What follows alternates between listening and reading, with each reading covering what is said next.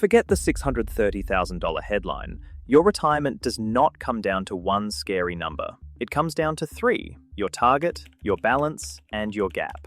And once you understand those three, $630,000 stops looking like a cliff. It becomes something much more useful, a number you can actually plan around. Picture Sarah. She's 39, works full-time, has a mortgage, and her super balance is around $86,000. Then one night she sees the headline, "Single Australians need $630,000 to retire comfortably," and her stomach drops. Because $86,000 to $630,000 does not feel like a gap. It feels like a cliff. But Sarah is not cooked. She is just looking at the wrong number first. Because the first number is not her balance. The first number is her target. The first question is not, do I have enough super? The first question is, enough for what? Because retirement can mean very different things. For one person, it might mean a paid-off home, simple groceries, local trips, and seeing the grandkids. For someone else, it might mean restaurants, private health cover, a newer car, and an overseas trip every few years. Same word, very different price tag. ASFA estimates that for a comfortable retirement, a single homeowner needs around $630,000 in super, and a couple needs around $730,000. But that is not saying every Aussie needs exactly that amount. It is a benchmark, not a personal diagnosis. For a modest retirement, ASFA's estimate is much lower, around $110,000 for a single person and $120,000 for a couple. Now here's the part people miss. Those numbers usually assume you own your home. If you are renting privately in retirement, the modest target jumps to around $340,000 for a single person and $385,000 for a couple. That is a huge difference, and it tells us something important. Your housing situation can matter as much as your super balance. Plain English version? Retirement planning is like packing for a trip. A weekend in Hobart needs one bag. 6 months around Europe needs a different bag. So before Sarah panics about $630,000, she needs to ask, what retirement am I actually trying to pay for? That is number one, your target. The headline number is only useful after you know the lifestyle and housing situation behind it.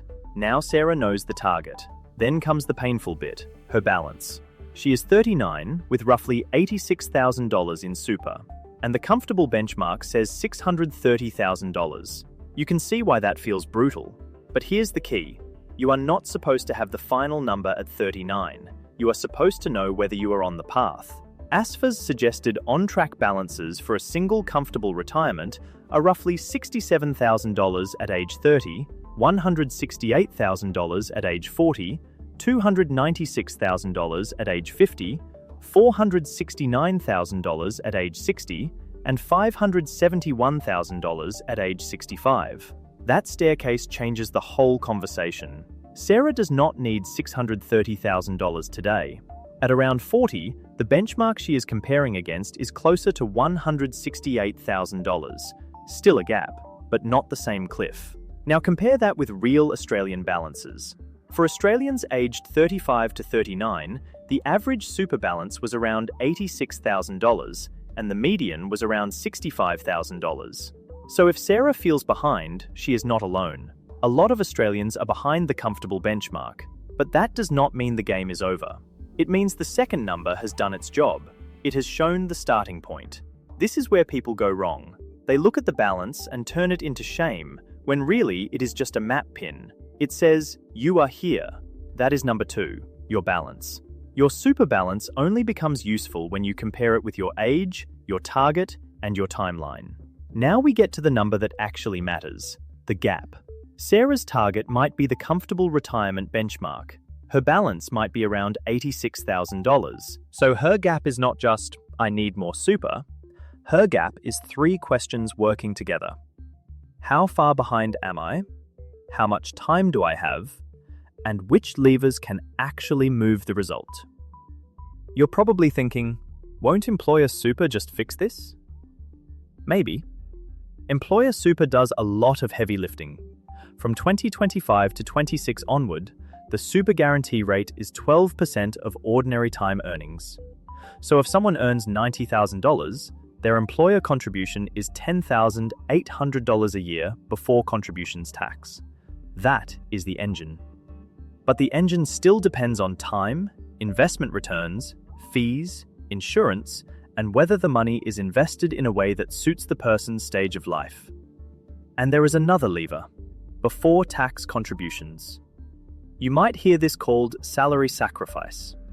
In plain English, salary sacrifice means some of your pay goes into super before it hits your bank account.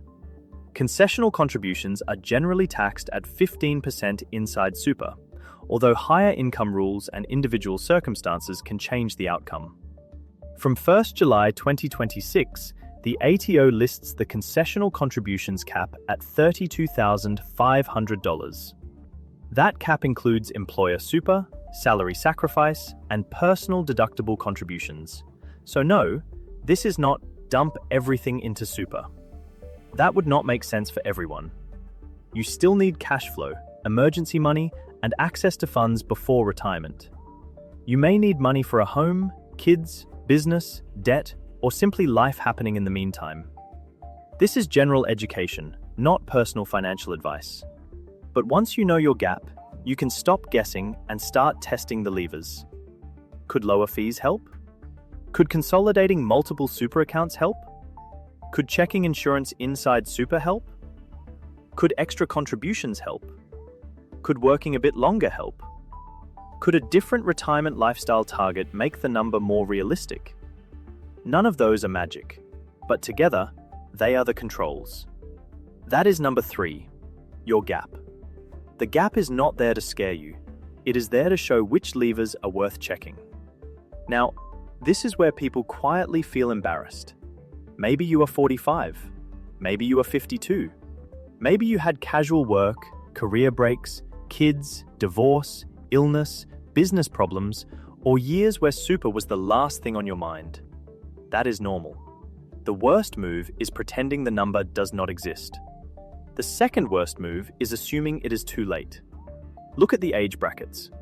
Australians aged 50 to 54 had a median super balance of around $148,000. Australians aged 60 to 64 had a median super balance of around $190,000. The averages are higher, but the median is the more useful reality check because it shows the middle Aussie, not the number pulled up by very large balances. And that tells us something important. Many Australians reach their 50s and 60s without the ASF a comfortable lump sum. So the real question becomes broader than super alone. How much income could your super create? Could you be eligible for some age pension? Do you own or rent? Are you single or partnered? Do you still have debt?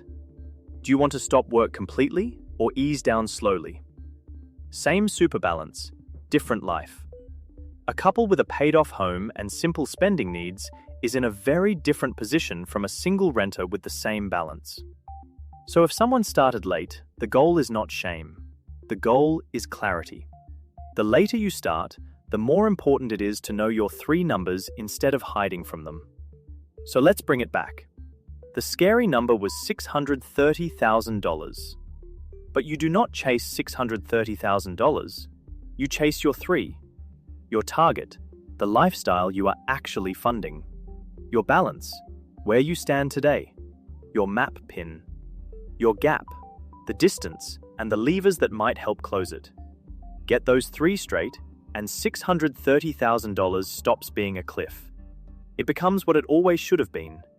Just a number you can plan around.